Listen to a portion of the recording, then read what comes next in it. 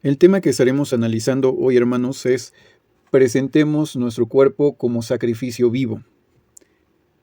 El texto clave de ese estudio, hermanos, es Romanos capítulo 12, versículo 1, que dice: Así que, hermanos, os ruego por las misericordias de Dios que presentéis vuestros cuerpos en sacrificio vivo, santo, agradable a Dios, que es vuestro culto racional.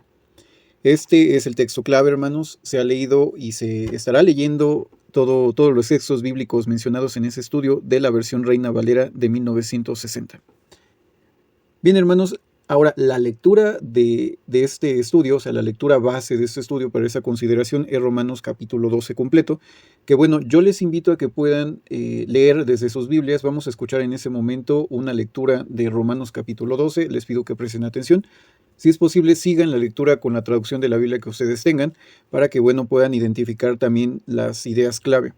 Dudas, cualquier duda que puedan tener, hermanos, apúntenla en un cuaderno, apúntenla en una hoja, y posteriormente sigan estudiando, hermanos. Como siempre les comento, no se queden con lo que yo les digo, sigan buscando más en la palabra de Dios.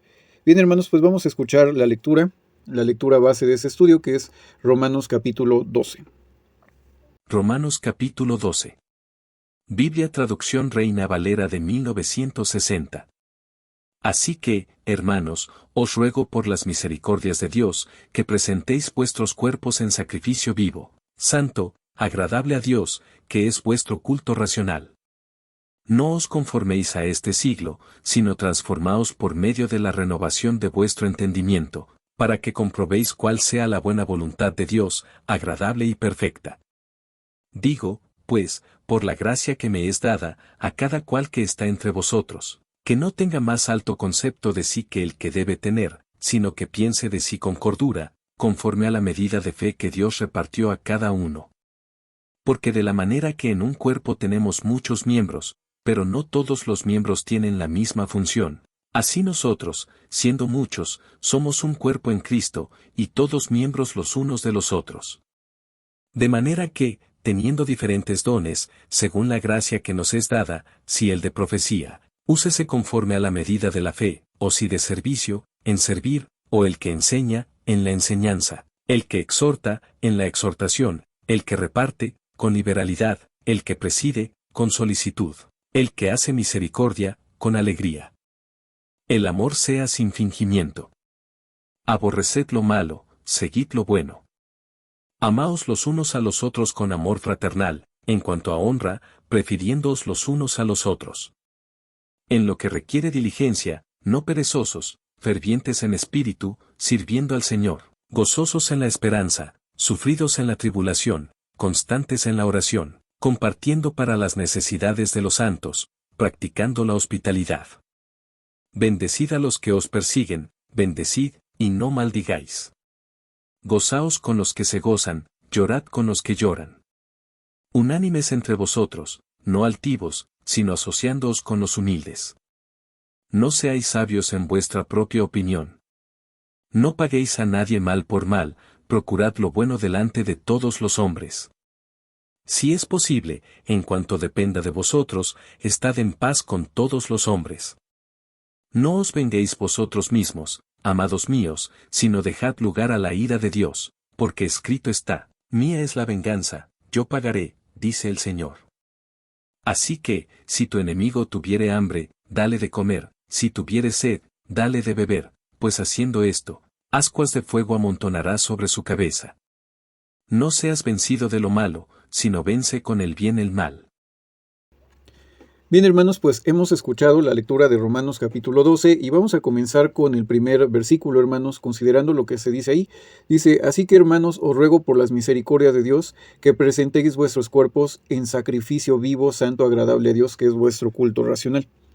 Como seguramente ya se darán cuenta en lo que ya hemos hablado hace ese momento, ese estudio, hermanos, realmente es más como nuevamente un sermón, es realmente como una forma práctica de aplicar lo que vamos entendiendo en la Biblia, y hoy vamos a hablar acerca de cómo debe de vivir un cristiano, cómo debe de vivir precisamente el cristiano verdadero su consagración. No vamos a hablar hoy del bautismo, seguramente hablaremos del bautismo en un video posterior. No puedo prometer que sea el siguiente porque sigo buscando información, pero sí vamos a hablar acerca del bautismo de la nueva creación, o sea, el bautismo cristiano. Sin embargo, en ese estudio nos vamos a centrar en aquellos que ya han hecho un voto a Jehová, en aquellos que ya se han bautizado, que realmente han consagrado sus vidas a Dios. ¿Qué simboliza ese sacrificio, esa consagración? Porque la consagración va más allá de solo portarse bien o hacerlo moralmente correcto. Es sacrificar sus vidas. La Biblia siempre habla de sacrificio. Jesús dijo, quien quiera venir conmigo debe de tomar su madero de tormento, su cruz, repudiarse a sí mismo y seguirme hasta donde yo vaya. Entonces eso significa, hermanos, lo mismo que está diciendo el apóstol Pablo en Romanos 12:1. El cristiano que ya está consagrado, o lo que dicen los hermanos testigos, lo digo porque muchos son excesivos o testigos, es lo mismo que ustedes entienden por dedicación o muy similar. Una persona consagrada o dedicada a Dios, pues bueno, tiene que hacer ciertos requisitos. No es solamente portarse bien o hacerlo moralmente correcto. Involucra más allá de eso, involucra el sacrificio. Por eso Pablo dice, presenten sus cuerpos como un sacrificio vivo, santo, agradable a Dios, que es vuestro culto racional. O sea, para empezar, el servicio a Dios no es un servicio que no podamos comprender o que misteriosos sean los caminos de Dios y sean incomprensibles. Realmente nuestro culto que nosotros rendimos a nuestro Padre Celestial es racional. Y precisamente Pablo dice que debido a que este es un culto racional, debemos de presentar nuestros cuerpos como un sacrificio vivo. O sea, no nos vamos a inmolar, no nos vamos a sacrificar o vamos a dar nuestra vida por algo como tal, como entregarnos al fuego, cortarnos la garganta por otras personas o en el nombre de Dios. Simplemente es una alegoría diciendo que, bueno, debemos de presentarnos como un sacrificio, pero vivo, o sea, no muerto como anteriormente se presentaban. Somos sacrificios vivos que, bueno, deben de ser santos, lo cual significa que es apartado para un servicio específico, un servicio sagrado. De igual manera, debe de ser agradable a Dios. Si bien nosotros no estamos bajo la ley de Moisés en ninguna de sus formas, vivimos en la libertad que Cristo nos dio. Seguramente también esto daría para otro estudio, hermanos, hablar acerca de la libertad de los hijos de Dios, pero los hijos de Dios vivimos en libertad. Nosotros andamos por fe, andamos en el Espíritu Santo, vivimos en Cristo y andamos en el Espíritu Santo, no por una ley escrita. La ley que nosotros seguimos es la ley del amor. Entonces, si nosotros queremos hacer lo que es agradable a Dios, presentar nuestros cuerpos como algo agradable, o sea, lo que somos, presentarlo de forma agradable a Dios, sí es importante que, bueno, estudiemos constantemente la Biblia. Si bien la ley de Moisés no está vigente para los cristianos, sí nos da pautas de qué es lo que le agrada a Dios. Aún así, como dice la Biblia, quien ha cumplido la ley del amor ha cumplido la ley de Moisés, porque en eso se basa la ley de Moisés. Solo que en lo que nosotros no podemos cumplir por nuestra imperfección, bueno, Cristo lo ha pagado por nosotros. Pero nosotros cumplimos la ley del Cristo a través del amor, amar a Dios sobre todas las cosas, amar al prójimo como uno mismo. Hay 3 amores importantes entonces en esta fórmula. Amar a Dios sobre todo, amarnos a nosotros mismos, pero amarnos de verdad, hermanos, y amar de esa misma forma como usted se ama al prójimo.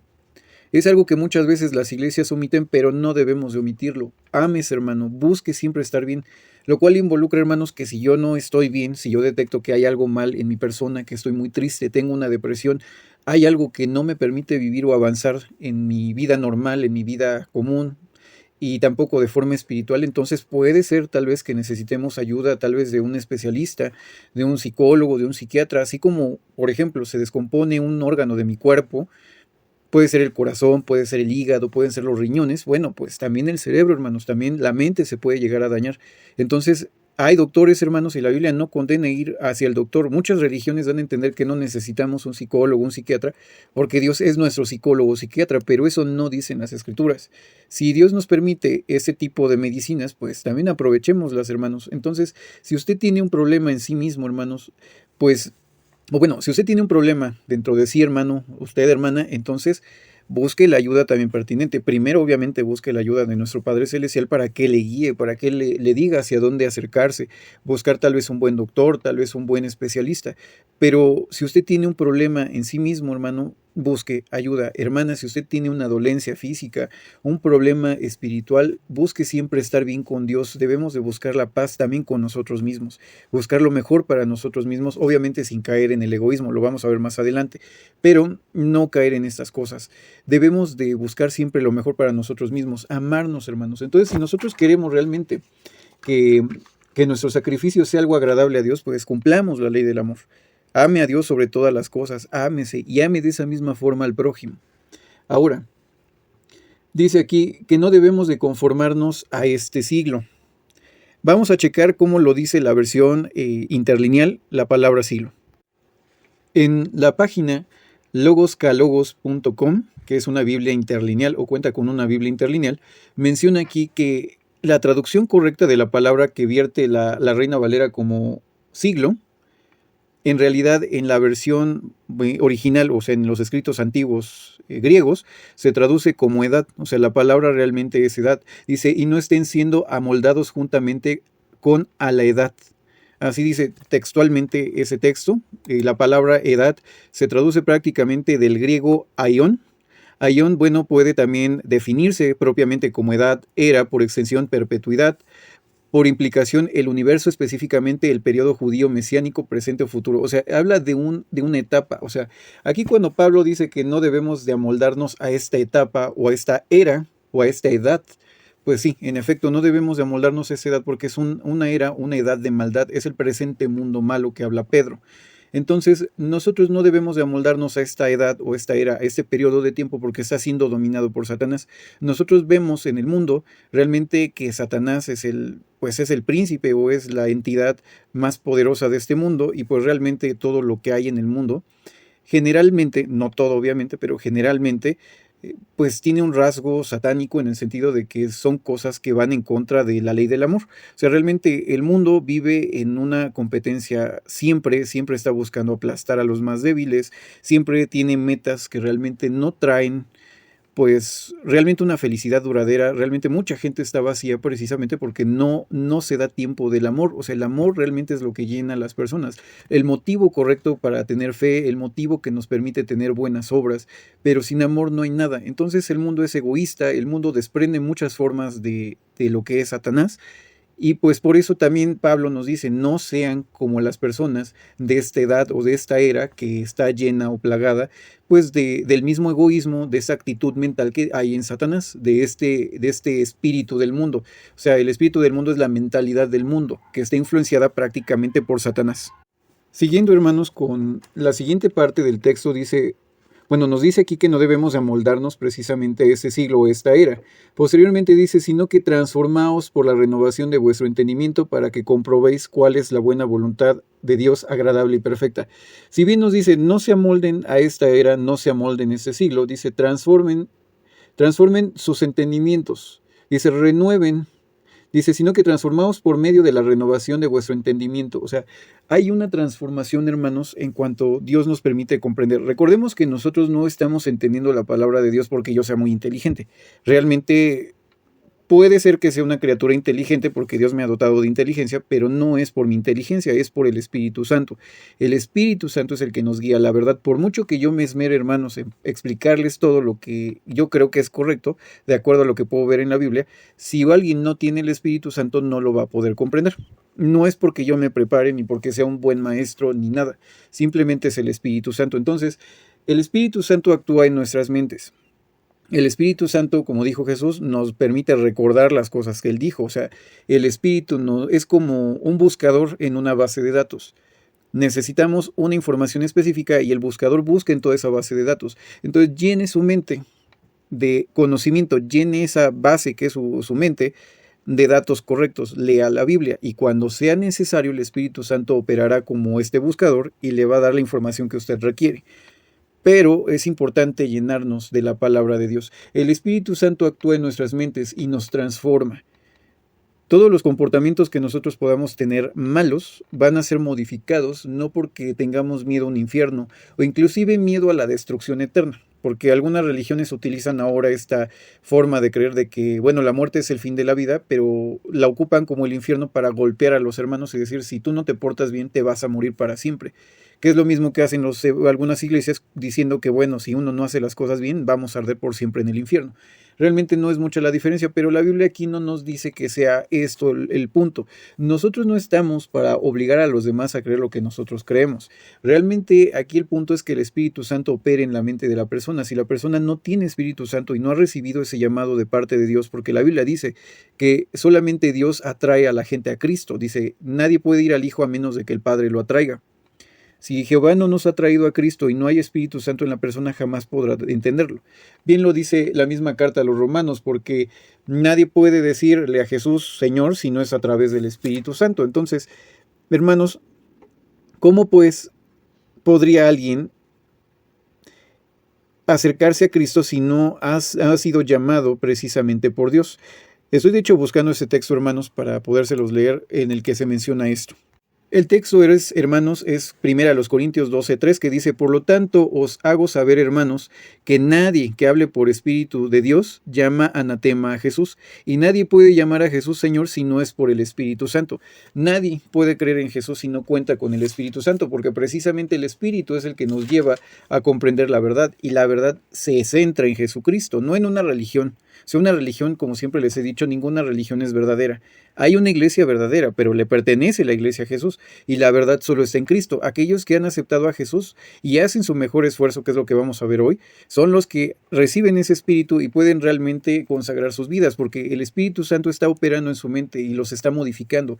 La nueva criatura o esta nueva creación que Jehová está creando comienza a gestarse como si fuera un embrión en nuestras mentes. Y se va desarrollando hasta que, bueno, como dijo Jesús, quien le decía a Nicodemo que debía de nacer de nuevo. O sea, el bautismo nos abre la puerta para ser una nueva criatura. Esa criatura se gesta en nuestras mentes y al morir, y en el momento de la resurrección, bueno, renacemos o volvemos a nacer ahora como esa nueva creación que Dios ha llamado. Entonces, sí es importante, hermanos, entender esto, que el Espíritu Santo opera en nuestras mentes, es donde se empieza a gestar realmente la nueva creación. Y nosotros tenemos una renovación de nuestro comportamiento, de nuestros pensamientos, de lo que nosotros pensamos, porque el Espíritu está operando en nosotros. No es por voluntad propia, no es porque yo sea muy inteligente, no es porque yo sea fuerte, es porque el Espíritu me da lo que yo necesito. Si yo acepto ese llamado y hago también mi parte y hago mi mejor esfuerzo.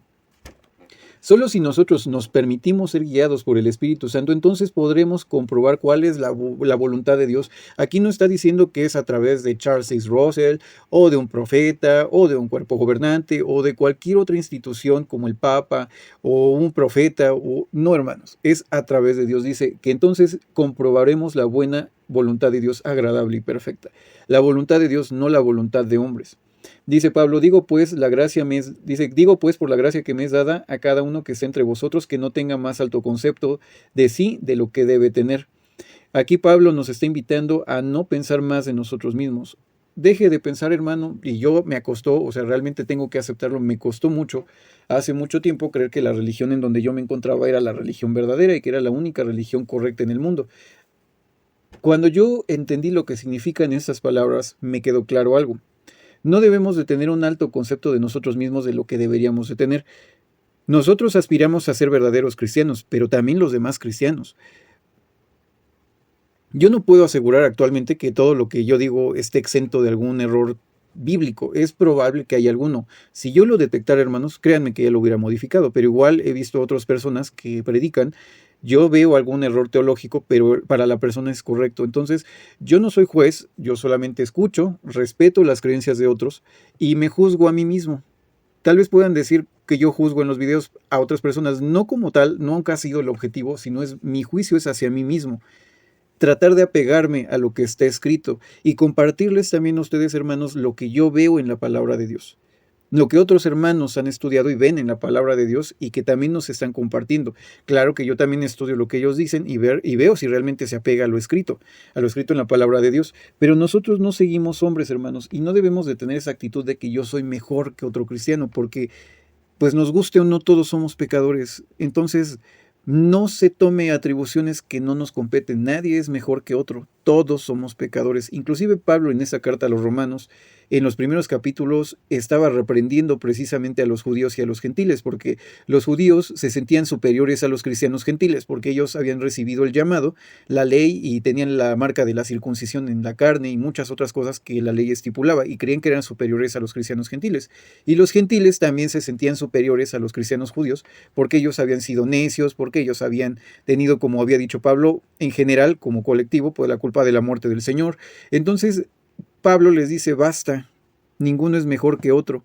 Y actualmente tal vez cambia un poco el por qué creemos que somos superiores a otras religiones, a otros cristianos, pero pues basta, hermanos, o sea, realmente en lugar de estar juzgando a los demás, júzguese a usted mismo y trate de ajustarse a lo que es bíblico. Pero no tome atribuciones para sí mismo que no le competen. Usted no es mejor que los demás. Usted debe de seguir el ejemplo de Cristo, de ver a los demás como alguien más alto o más importante que usted mismo. De hecho, dice aquí, sino que piense de sí con cordura conforme a la medida de fe que Dios repartió a cada uno. A la medida de fe. O sea, no todos tenemos la misma medida de fe, que era lo que les estaba comentando. No siempre tenemos los mismos conocimientos o la misma valentía para predicar, la misma valentía para muchas cosas o para hacer ciertas cosas, porque la fe opera diferente. Dios nos da una porción de fe diferente. Pero tenemos que hacer lo que Jesús dijo en la parábola de los talentos. Así se nos dé 1, 2, 3, 4, 5 talentos. Nosotros tenemos que trabajarlos para entregarle algo al Señor Jesús. A su tiempo, el Señor Jesús, por Espíritu Santo y por la voluntad de Dios, obviamente, nos va a dar más conocimiento cuando estemos listos para recibirlo. Pero si con lo poco que usted tiene no puede, ¿cómo le va a dar el Señor Jesucristo más? No lo va a poder soportar. Por eso dijo Jesús, tengo mucho que decirles, pero no lo soportarían. Si usted quiere avanzar en su ministerio cristiano o en su vida cristiana, tómese muy a pecho esas palabras de ser realmente humilde y no pensar más de sí mismo, sino no va a poder crecer espiritualmente. Posteriormente Pablo en los versículos 4 al 5, bueno, empieza a hablar nuevamente con la comparación de que el cuerpo de Cristo, bueno, es la iglesia, Jesús es la cabeza del cuerpo espiritual del Cristo, Cristo es la cabeza y la iglesia y su iglesia, o sea, los feligreses son el cuerpo de Cristo. Y dice que hay muchos miembros que tienen diferentes funciones, pero todos somos un miembro, un solo cuerpo en Cristo, aunque miembros unos de los otros. Entonces, aquí es importante ver eso, hermanos. Muchos hermanos quieren creer que todos debemos de ser iguales, pero no lo somos. O sea, Pablo dice, de hecho, en otras partes, no es posible que una oreja diga, ¿y por qué no fui ojo? O el dedo chiquito diga, ¿por qué no fui, no sé, un pulmón? Realmente creo que no tengo ninguna función en este cuerpo. O sea, realmente cada parte del cuerpo tiene un porqué está en nuestro organismo. Entonces, Jehová, como si fuera un cuerpo, va formando al Cristo. Jesús es la cabeza, pero la iglesia es el cuerpo de Cristo. Entonces, usted pídale al Padre que le diga qué funciones puede desempeñar, cómo apoyar a la iglesia realmente para poder hacer las cosas. Realmente, hermanos, la unidad es muy importante. Aquí cuando nos dice que debemos de ser como un cuerpo, o sea, debemos de ser un cuerpo unido.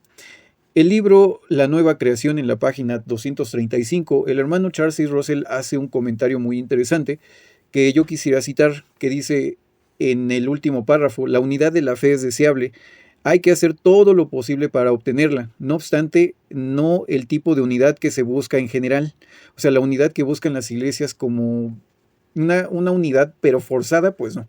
La unidad debe hacerse en el sentido de la fe que ha sido dada una vez a los santos en su pureza y sencillez, cada miembro teniendo la plena libertad de adherirse a diferentes opiniones sobre asuntos secundarios. No obstante, ninguna enseñanza teniendo relación con especulaciones y teorías humanas. O sea, el hermano Russell aquí hace un punto, o sea, la unidad debe de ser deseada. La unidad debe de estar ahí porque nuestro cuerpo actúa como una sola unidad, aunque son diferentes órganos que trabajan individualmente pero a la vez en equipo, así debe de ser la iglesia. Para poder lograr eso debemos de estar unidos en el amor, como ya lo habíamos visto. El amor es el que nos une, el amor es el vínculo de unión. Ahora, también nos menciona aquí el hermano que, bueno, debemos de estar unidos a través de la fe que ha sido dada a los santos, en su pureza y sencillez. ¿A qué se hace referencia con esto? Bien, hay iglesias que, copiando el modelo de la iglesia católica medieval, pues han logrado la unidad, pero a través del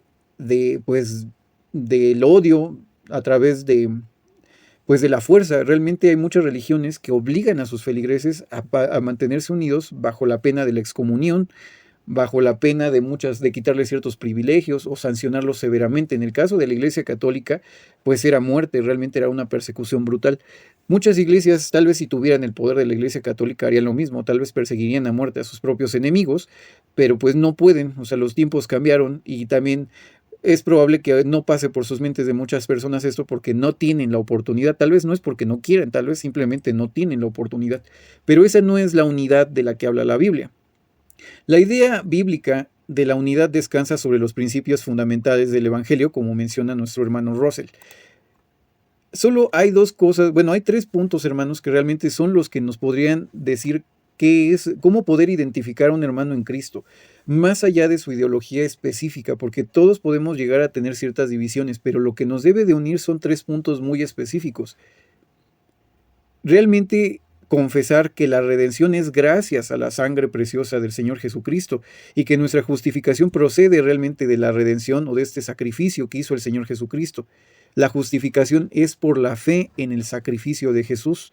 Y sobre esto es la base también de nuestro rescate o redención. El segundo punto, hermanos, para poder identificar a un hermano, porque bueno, si un hermano menciona que cree en esto, pues ya, es un hermano en Cristo. Nuestra consagración, hermanos, o lo que los testigos conocen como dedicación, nuestra santificación, pues debe de estar puesta para el Señor Jesucristo. Debe de haber una consagración a Jehová, al Señor Jesucristo, a la verdad, a su servicio, y debemos también de estar siempre prestos a servir a los hermanos. Mismo el apóstol Juan dijo que bueno, si nosotros no amamos a quienes vemos, ¿cómo podemos amar a Dios que ni siquiera podemos ver? O sea, realmente no debemos de ser mentirosos. Si no podemos sentir amor por alguien que vemos, ¿cómo vamos a sentir amor por alguien que no vemos?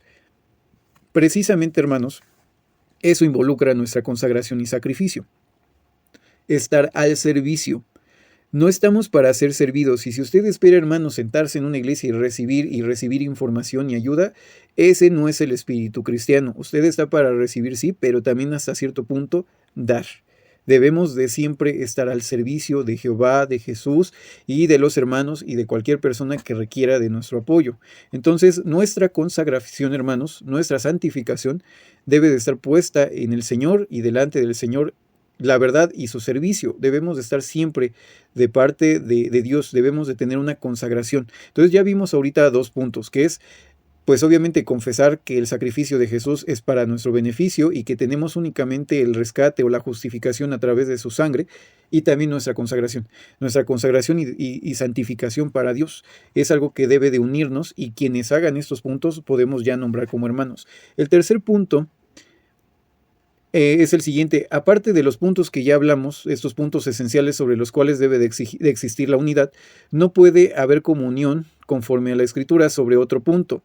La libertad más grande puede ser cedida, o sea, aquí, bueno, el hermano Russell nos mencionaba ciertos puntos, pero aquí lo importante es que nuestra unión también debe de estar conforme a la Escritura. No hay otro medio. O sea, de hecho vi un comentario en el video anterior que alguien puso que nosotros enseñábamos solo la doctrina de Charles C. Russell, o que nosotros éramos como una especie de russellistas, como se nos nombró alguna vez, inclusive a los testigos y a otras denominaciones procedentes de los estudiantes de la Biblia.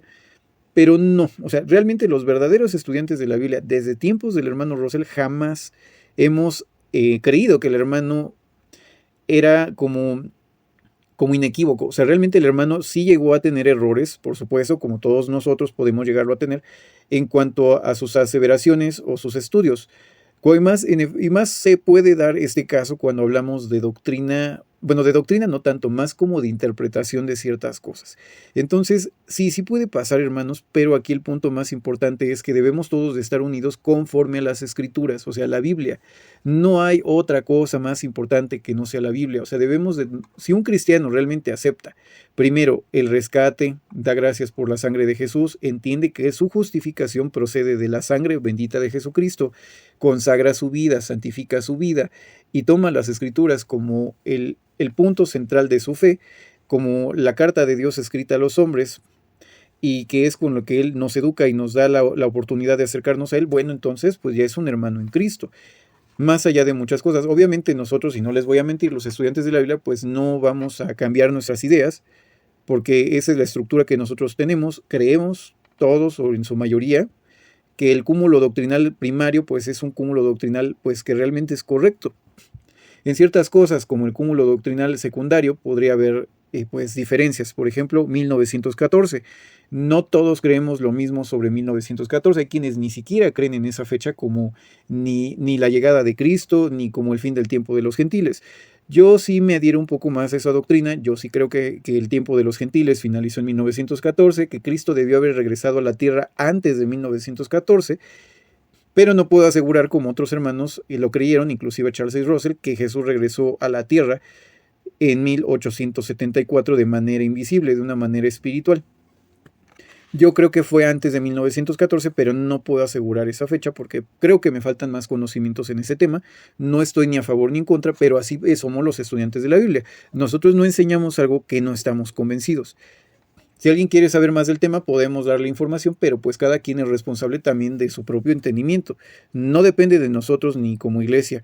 Explicarles todo, hermanos, realmente ustedes tienen que hacer también su esfuerzo por examinar y estudiar e investigar.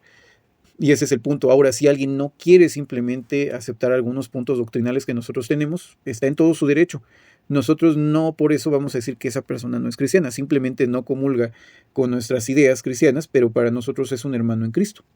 Siempre y cuando haga lo que acabamos de mencionar. Tomar a la Escritura como el punto más grande de autoridad doctrinal.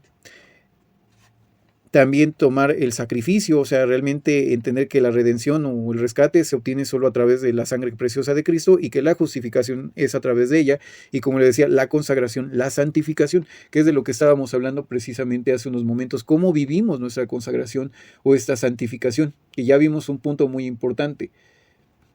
Pues sacrificar nuestras vidas, también no tener un alto concepto de nosotros mismos, entender que somos un cuerpo unido y que nos une precisamente el Evangelio, nos une el amor, nos une muchas cosas, hermanos, pero no es el conocimiento. El amor es el vínculo de unión realmente. Entonces sí es importante que tengamos pues muy presente estos puntos en mente. Es importante, hermanos, recordar, como les comentaba, por ejemplo, cuando en un principio o a principios el papado, o sea, el sistema papal, se hizo como el sistema más poderoso y más dominante, pues utilizó métodos muy duros de persecución con respecto a toda aquella persona que pues no comulgaba con sus ideales. Obviamente esta unidad que ellos promovieron, porque claro que había unidad en la Iglesia Católica en aquellos años, era una unidad muy grande la que había. Sin embargo, esta unidad fue una unidad de fuerza, de coacción, una unidad aparente, pero no de corazón. Entonces, los hijos de Dios, hermanos, jamás podemos estar unidos con tales uniones. Nosotros debemos estar unidos precisamente por la libertad que nos da Cristo y entender precisamente ese punto. Nosotros, los hijos de Dios, la iglesia de Cristo, necesitamos de hecho aún más libertad. Hasta que cada miembro individual de la iglesia sea libre, independiente de todo lazo, credo humano, confesión, todo esto. El cristiano individualmente debe de permanecer en la libertad a la cual ha sido llamado por el Señor y ha sido liberado para el Señor. Lean por favor de tarea, hermanos, Gálatas 5:1 y Juan 8:32. Si cada cristiano verdadero o que aspira a ser verdadero, se siguiera individualmente y se uniera escrupulosamente al Señor y a su palabra, discerniría claramente y muy rápido la unidad original que las Escrituras enseñan. Y todos los hijos de Dios, todos los miembros de esta nueva creación se encontrarían atraídos hacia unos a los otros de forma liberal, ligados unos a otros por los lazos del amor, que son mucho más frecuentes, en la Biblia, pero no en los sistemas o en las organizaciones o en las sociedades terrestres. Realmente en las organizaciones religiosas o sistemas religiosos, lo que realmente une mucho a los feligreses es el miedo o es la coacción, como diría el hermano Russell aquí en la página. Es la página 237 de este libro, La Nueva Creación. Realmente es lo que une a la gente, pero no debe de ser así para el cristiano. O sea, nosotros, hermanos, cuando nosotros nos consagramos, nosotros debemos de tener una idea muy clara de que nosotros debemos de ser pues más humildes, no ser egoístas y realmente ver a los hermanos como lo que son también participantes y quieren acercarse a Cristo tal como nosotros lo queremos hacer. Jesucristo es el que juzga, usted no juzgue, usted júzguese a sí mismo si está cumpliendo lo que tiene que hacer y cada quien que se juzgue a sí mismo. Jesús es el superintendente de la iglesia, prácticamente es la cabeza de la iglesia y también Jehová supervisa y es la cabeza de esta iglesia. Entonces, déjelo en manos de Dios. Dios realmente a su tiempo siempre arregla todas las cosas. Obviamente usted no siga hombres, porque pues ese no es el punto. Usted siga a Dios, siga a Cristo a donde quiera que Él le lleve, tome su cruz, repúdiese a sí mismo y sígalo. No siga una organización religiosa, siga a Cristo. Pablo nos habla entonces de la unidad, cual si fuera un cuerpo, como si fuéramos parte de un cuerpo espiritual, donde todos tenemos diferentes funciones. En estas funciones, hermanos, pues también hay diferentes puntos. Por ejemplo, algunos son profetas, otros maestros, pero Pablo siempre decía que buscáramos más los excelentes dones o los dones excelentes de profecía, o sea, de explicar, de dar a conocer la palabra de Dios. Busque usted también, hermano o hermana, también los dones más importantes, como el don de la profecía, o sea, de explicar, de entender, de estudiar la Biblia, el don de ser un maestro, el don de ser un pastor para las demás ovejas del Señor, el don de ser un evangelista, o sea, de un predicador, como en este caso su servidor. Busque también ese tipo de ministerios, hermanos, hermanas, y pídale a Dios que le muestre cuál es el don que Él quiere que usted desarrolle, porque Él es el que da los dones. Es importante que si usted ya detectó cuál es su don, lo haga, hermano, porque si no, Dios pues se lo va a quitar y pues prácticamente nos echará a las oscuridades del mundo si nosotros no queremos trabajar. Nadie está a la fuerza tampoco aquí, pero con Dios en específico, o sea, no con nosotros estudiantes de la Biblia. Nadie está obligado a ser un cristiano, pero si obedecen a Dios, claro que hay bendición, hermanos. Pero si no quieren hacerlo, pues Dios simplemente los arrojará a la oscuridad del mundo y les quitará su Espíritu Santo y quedarán atrapados entre la humanidad pecadora. Simplemente perderían su llamado.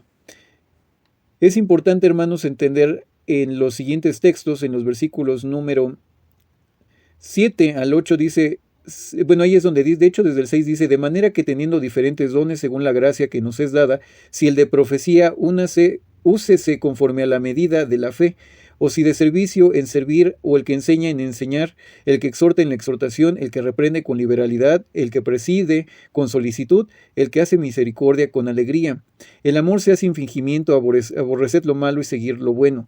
Pablo dice ahí también y vincula a este culto racional que rendimos a Dios, a este sacrificio, que si Dios nos ha dado un don, pues sacrifique lo que usted es, sacrifique su tiempo, lo que usted pueda sacrificar para desarrollar ese don con el fin de ayudar y de soportar a la iglesia, ayudar a sus hermanos a crecer. Ese es el punto de los dones espirituales. No es precisamente, como dice aquí, para vanagloriarnos, es para brindarnos apoyos unos a los otros.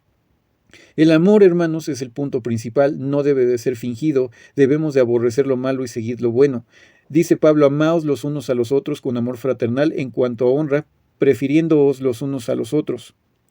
Volvemos a lo mismo, si no hay amor, no hay nada. Pablo también dijo que aquel que no amaba, pues lo mismo da que se sacrifique, que predique, que haga muchas cosas, porque Dios realmente no ve con agrado su sacrificio, no ve con agrado lo que está haciendo porque no hay amor en su interior. Aprenda a amar a Dios, a Jesucristo, aprenda a amar a sus hermanos, inclusive algunos que no comparten exactamente nuestra fe.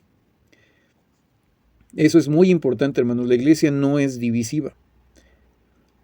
Sigue diciendo, amaos los unos a los otros con amor fraternal. El 11 dice, el que lo requiere diligencia, no perezosos, fervientes en espíritu, sirviendo al Señor, gozosos en la esperanza, sufridos en la tribulación, constantes en oración, compartiendo las necesidades de los santos, practicando la hospitalidad. Bien, aquí dice que debemos de ser diligentes, no perezosos. No esperemos, hermanos, a que vengan siempre, o sea, un hermano puede tener el don de ser evangelista, el don de ser maestro, pastor, y tratar de ayudar a las ovejas, pero no deben las ovejas de la iglesia esperar siempre que se les ministre. Aprendan también a hacer su parte, estudiar las escrituras, apoyar a los demás hermanos. Aunque no tengan un nombramiento, no es necesario, usted tiene que ser diligente, trabajador precisamente para las demás ovejas, trabajador por sus hermanos. Debemos de evitar la pereza espiritual, fervientes en el espíritu, o sea, que el espíritu nos queme, nos mueva, actuar en consecuencia, servir al Señor, tener gozo en la esperanza, ser sufridos en la tribulación, o sea, no estar renegando de la tribulación. Cualquier mal, hermano, que usted le pase, por más negra que sea la noche a veces, esos detalles son los que a veces Dios nos permite vivir precisamente para purificarnos como si fuera un fuego. Nos permite ser purificados de algo. Por ejemplo, vamos a suponer, hoy usted se queda sin trabajo, pierde ciertas cosas, hermano, pierde algunas cosas, hermana, ¿y qué va a aprender? Seguramente a depender 100% de Dios. Algo siempre Dios nos permite vivir que nos puede reajustar o simplemente ayudar a entender un punto que tal vez no lo hemos hecho. Finalmente, a quien Dios acoge como hijo, lo reprende o lo guía o lo educa. Y un padre, por ejemplo, en tiempos bíblicos, y seguramente para los que tenemos más de 30 años, un buen golpe siempre nos ayudó a rectificar el camino. Entonces, a veces Dios nos permite vivir ciertas cosas simplemente para que aprendamos una lección.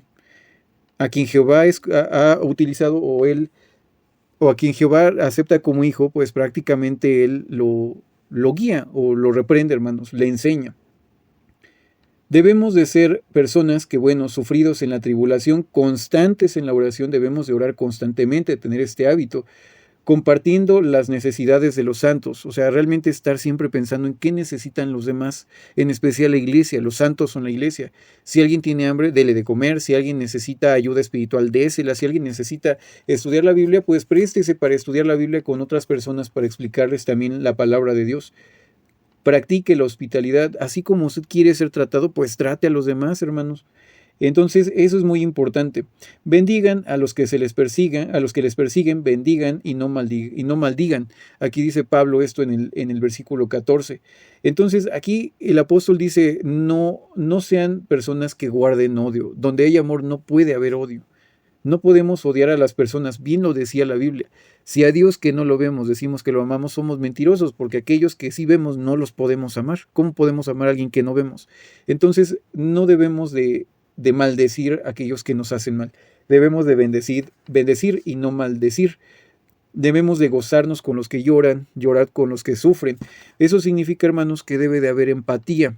El mundo, hermanos, como diría las partes principales de este capítulo, o esta era, este mundo malo, esta presente era o edad mala, donde rige Satanás, está llena de egoísmo. El hombre actualmente casi es incapaz de sentir, pues, empatía por las demás personas. Nosotros debemos de ser empáticos, tratar a los demás como queremos ser tratados. De hecho, dice en el 16, unánimes entre vosotros, o sea, estando unidos. El amor es la base de la unión, hermanos, como habíamos dicho.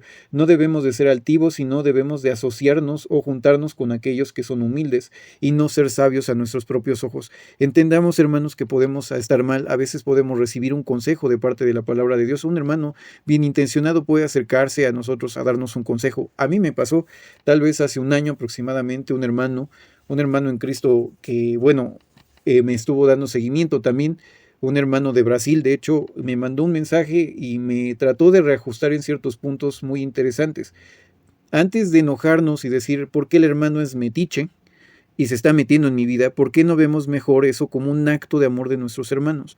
El hermano pues no es mi pastor, no es tampoco una persona tan cercana, pero el hermano lo hizo con la mejor intención y obviamente se lo agradezco al hermano, lo agradezco realmente a nuestro Padre, que tenemos hermanos que realmente se preocupan por nosotros, que realmente les importamos. Entonces, hermanos, pues no seamos también sabios a nuestros propios ojos. Pude haber dicho yo, ¿por qué el hermano me está reprendiendo o me quiere decir qué hacer? ¿Quién es él? Si él no es mayor que yo ni es mejor que yo. Si bien no debemos de tener estas actitudes de decir por qué yo soy mejor que los demás, pues no debemos de hacerlo, pero también debemos de tener la humildad de entender que no siempre somos tan sabios como creemos y que a veces un hermano pues nos puede tratar de explicar algo o tratar de dar su punto de vista y tal vez puede ser el Espíritu Santo en acción que está moviendo a cierto hermano para que podamos como reajustarnos en ese sentido en la palabra de Dios, no como organización, sino que Dios nos esté reajustando por amor precisamente a nosotros. Pablo sigue diciendo aquí que, bueno, no debemos de ser pues sabios a nuestra propia opinión, debemos de procurar siempre lo mejor delante de todos los hombres. Y bueno, dice que no debemos de vengarnos, dice, de hecho dice, si es posible en cuanto dependa de ustedes, estén en paz con todas las personas. O sea, no debemos de ser bélicos o estar prestos a pelearnos con todo el mundo. Vemos ahora más que nunca que la gente en el metro, en el microbús, en la calle, quienes manejan, quienes son peatones, todo el tiempo están malhumorados y buscando pleito. De hecho, muchas veces no terminan bien esos pleitos. Ha habido ciertamente muertos porque a veces pues una persona viene muy alterada y trae un arma y pues hay problemas. Entonces, no, de nuestra parte, hermanos, no debemos de ajustarnos a este espíritu del mundo, sino realmente, como dice la palabra de Dios, pues no nos debemos de conformar a esta era mala o esta edad mala o esta edad donde domina la maldad, sino nosotros debemos de ajustarnos a la hospitalidad y al amor en el cual hemos sido enseñados. Donde hay amor no hay odio y donde hay amor no hay cómo pagarle mal por mal a nadie. Y es lo que dice Pablo, no paguen mal con mal a nadie, vence el mal con el bien. Si usted quiere ser vencedor o más que vencedor, usted ame. Dios peleará sus batallas. Dios le dará lo que se merece a las personas. Dios está con usted y Dios sabe por qué permite ciertas cosas. Como le digo, a veces son pruebas que Dios nos permite vivir para refinarnos como si fuéramos oro. A quien Jehová acepta como hijo lo reprende, lo educa, lo guía. Pero también Jehová tomará las cartas en el asunto. Dice, no se venguen, cédanle lugar a la ira de Dios, o sea, no se la tomen propia, dénsela a Dios porque Él le pertenece la venganza. Mía es la venganza, yo pagaré, dice Jehová. Entonces, aquí dice lo más importante, si la persona que nos hace daño sigue haciendo daño, pues hay que tratar de darle lo mejor de nosotros, ayudarle, hacer el bien a esa persona. Si tiene sed, pues hay que darle de beber, como dice el apóstol Pablo. Dice, de esta forma amontonarás carbones ardiendo sobre su cabeza. ¿Por qué? Porque esa persona, por más que sienta que nos está dañando, pues no puede hacernos daño. Al contrario, nosotros tenemos más fe que nunca y tenemos tanta fe que no cabe en nosotros y le empezamos a repartir. Ese amor no cabe ya dentro de nuestros corazones y lo empezamos a repartir inclusive con los que nos quieren hacer daño. Eso siempre va a molestar a esas personas, como bien Pablo lo dice. Pero la ira de Dios es a quien le debemos de dejar el lugar para tomar la venganza. No la tome usted mismo. No siempre significa esto, hermanos, o yo no lo entiendo, de que Dios vaya a vengarse de nosotros sobre esa persona. ¿Cabe la posibilidad? Cabe. Pero no es como una máxima, no es tampoco como una premisa específica de que Dios va a hacer esto y siempre va a ser así. Jehová sabe por qué pasan las cosas, pero al debido tiempo siempre Él ajustará las cosas para nosotros. Entonces, pues esto es lo que Pablo nos dice, hermanos. Quería hacer estos comentarios de, bueno, para quienes los cristianos que ya han hecho una consagración, que han hecho su bautismo, esto es lo que se espera realmente del cristiano en grandes rasgos. Obviamente hay más cosas que se podrían decir de que involucra una consagración o un sacrificio de parte del cristiano, pero en líneas generales podríamos decir que es esto. El apóstol Pablo, de hecho, lo dice ahí. De hecho, vemos en los siguientes capítulos, en el capítulo 13, que Pablo dice que, bueno, también el cristiano debe estar en sujeción a las autoridades o potestades superiores, debe de también el cristiano no estar juzgando, como lo dice la carta a los Romanos, pero en el capítulo 14 más adelante. Es un estudio muy interesante, hermanos, espero que les haya gustado, que puedan seguir, hermanos, investigando en este tema, que lean nuevamente el capítulo 12, y se detengan a analizar todo lo que menciona esta carta, pero hacer un análisis muy minucioso, porque Pablo nos presenta lo que se espera de nosotros para rendir un culto racional, para vivir un culto presentando nuestros cuerpos como un sacrificio vivo, santo, acepto a Dios. Entonces, este es el punto principal. Hermanos, pues si el video les ha gustado, por favor denle like, suscríbanse al canal si no lo han hecho, denle en la campana para que YouTube les avise cuando se suba un nuevo video a ese canal. Cualquier duda, comentario, sugerencias para videos, hermanos, por favor envíen su correo a estudianterrigurosos-de-la-Biblia. Repito, estudianterrigurosos-de-la-Biblia@gmail.com, estudianterrigurosos-de-la-Biblia@gmail.com. También invito a los hermanos que regularmente hacen comentarios en los videos, por favor manden un correo para poder platicar. Yo creo que muchos hermanos son sinceros en cuanto a sus estudios. Podemos tener charlas interesantes, hermanos. Manden su correo para que podamos pues estar en contacto. Si no es posible por los tiempos, porque bueno, en algunos países como España pues no coincide el tiempo con México. Mientras allá todavía es de día, aquí ya es de noche. Bueno, podemos contactar a estos hermanos que se comuniquen de países con situaciones similares, pues con hermanos que hablen su idioma, que hablen español igual también, pero de aquel lado del mundo, donde bueno, se puede entablar una comunicación un poco más específica. Igualmente para hermanos de Latinoamérica, si tienen dudas, comentarios, manden sus correos. Hay hermanos estudiantes de la Biblia también en Latinoamérica, en ciertos países de Latinoamérica, que pueden brindarles apoyo y soporte a sus dudas que ustedes puedan llegar a tener. Bien, hermanos, pues vuelvo a reiterarles, el correo es estudiantesrigurososdelabiblia@gmail.com, estudiantesrigurososdelabiblia@gmail.com. En la caja de los comentarios podrán encontrar links que los van a direccionar a otras páginas de los estudiantes de la Biblia y estudios muy interesantes de otras congregaciones o eclesias o clases bíblicas en el mundo. Bien, hermanos, pues me despido mencionándoles la bendición que el apóstol Pablo le da a la iglesia de Corinto en la segunda carta a los Corintios, capítulo 13, versículo 14. La gracia del Señor Jesucristo, el amor de Dios y la comunión del Espíritu Santo sea con todos vosotros. Amén.